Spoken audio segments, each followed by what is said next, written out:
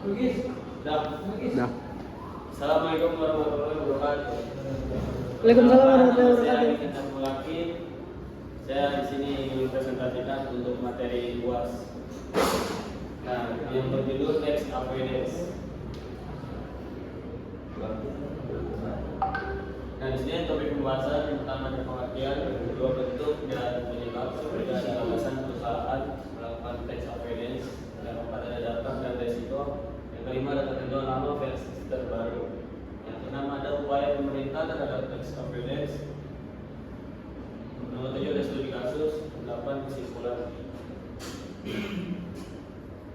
Nah, kita masuk ke pengertian tax avoidance adalah tindakan legal yang dilakukan wajib pajak untuk memalukan atau mengurangi beban pajak yang harus dibayar. Praktik ini dilakukan dengan memanfaatkan celah atau loophole atau ketentuan tertentu yang diizinkan dalam undang-undang perpajakan. Indikator tax avoidance yang pertama ada wajib pajak atau perusahaan berusaha membayar pajak paling sedikit atau kurang dari yang seharusnya, terletak dalam memanfaatkan kewajaran interpretasi hukum pajak. Yang kedua ada wajib pajak berupaya melakukan penundaan pembayaran pajak. Yang ketiga ada wajib pajak berusaha agar pengenaan pajak bukan atas keuntungan sebenarnya yang diperoleh. Kita masuk ke bentuk-bentuk tax avoidance. Yang pertama ada transfer, fisik, penetapan harga dan hasil perusahaan afiliasi secara tidak wajar untuk membedakan laba negara dengan pajak rendah. Yang kedua ada capitalization, perusahaan membesar utang agar biaya bunga tinggi sehingga laba kena pajak berkurang. Yang ketiga ada CFC, pendidikan anak perusahaan di negara pajak untuk menunda atau mengurangi pembayaran pajak. Nah, kita masuk ke penyebab tax avoidance. Yang pertama ada tingginya tarif pajak. Yang kedua ada adanya celah dalam peraturan pajak. Yang ketiga lemahnya pengawasan pajak. Yang keempat pemanfaatan teknologi dan transaksi internasional. Yang kelima globalisasi dan perusahaan multinasional. Yang keenam keinginan memaksimalkan laba. Alasan perusahaan melakukan tax avoidance yang pertama dikarenakan laba bersih, yang kedua efisiensi arus kas atau cash flow, yang ketiga tekanan dari pemegang saham untuk menaikkan profit, keempat ada persaingan bisnis, yang kelima ada koneksi politik atau karakter eksekutif. Dampak tax avoidance di Indonesia. Dampak positifnya yang pertama mengurangi beban pajak perusahaan, yang kedua meningkatkan efisiensi keuangan, yang ketiga meningkatkan daya saing perusahaan, yang keempat memanfaatkan fasilitas pajak secara legal. Terus selanjutnya dampak negatifnya yang pertama mengurangi penerimaan negara, yang kedua menimbulkan tidak ada pajak, yang ketiga menurunkan kepatuhan pajak, yang keempat resiko pemeriksaan dan sanksi, yang kelima merusak reputasi perusahaan. Selanjutnya kita masuk ke resiko tax avoidance.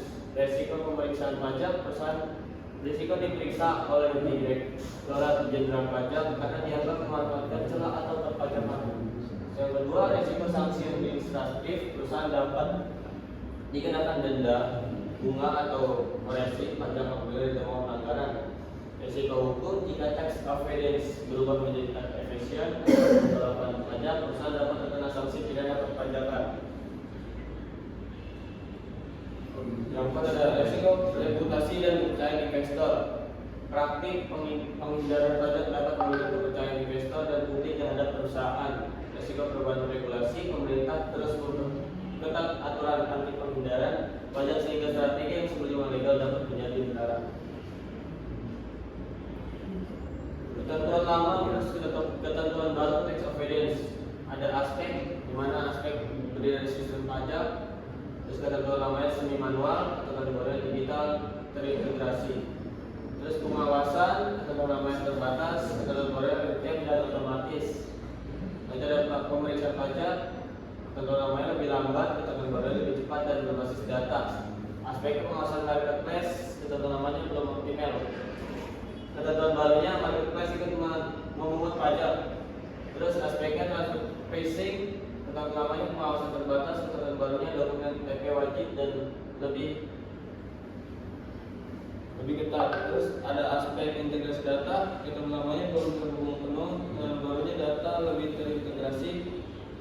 Itu ada risiko tax avoidance, fitur utamanya lebih mudah dilakukan, fitur barunya lebih sulit dideteksi dan diawasi. Upaya pemerintah terhadap tax avoidance yang pertama aturan transfer pricing mengatur transaksi afiliasi agar menggunakan harga wajar sehingga laba tidak dipindahkan ke negara tidak. Kedua adalah ketentuan tim kapitalisme membatasi jumlah utang perusahaan agar biaya bukan tidak digunakan berlebihan untuk mengurangi pajak. Yang ketiga ada aturan kontrol corporation atau CFC mencegah wajib pajak menunda pelaporan penghasilan melalui anak perusahaan yang berada di luar negeri terutama di negara tax. Terus yang keempat ada SAAF dan GAAF memberikan wewenang kepada otoritas pajak untuk menolak atau mengabaikan transaksi yang tidak memiliki tujuan bisnis, data dan hanya digunakan untuk memenuhi kewajiban pajak yang bernama automatic exchange of information, sistem pertukaran informasi keuangan antar negara secara otomatis untuk mendeteksi praktik pemindahan pajak dan penyembunyian aset dari luar negeri. Studi kasus tax avoidance dugaan sawit oleh Firman Presiden.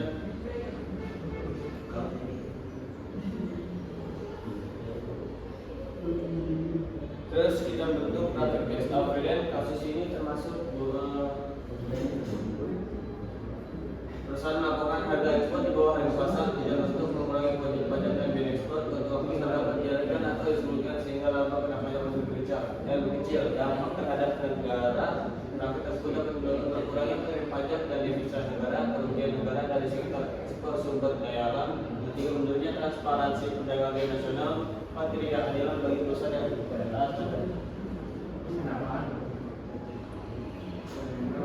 Nah, upaya pemerintahnya untuk mengantisipasi tersebut, pemerintah yang pertama memperketat pengawasan ekspor komoditas strategis, yang kedua meningkatkan pemeriksaan pajak perusahaan ekspor, yang ketiga memperkuat aturan anti penghilangan pajak, yang keempat memusatkan pengawasan ekspor komoditas seperti sawit dan batu bara agar lebih transparansi. Nah, jadi pada kesimpulan ini kasus dugaan under invoicing oleh Wilmar dan Musim Mas menunjukkan bahwa praktik tax avoidance dapat dilakukan melalui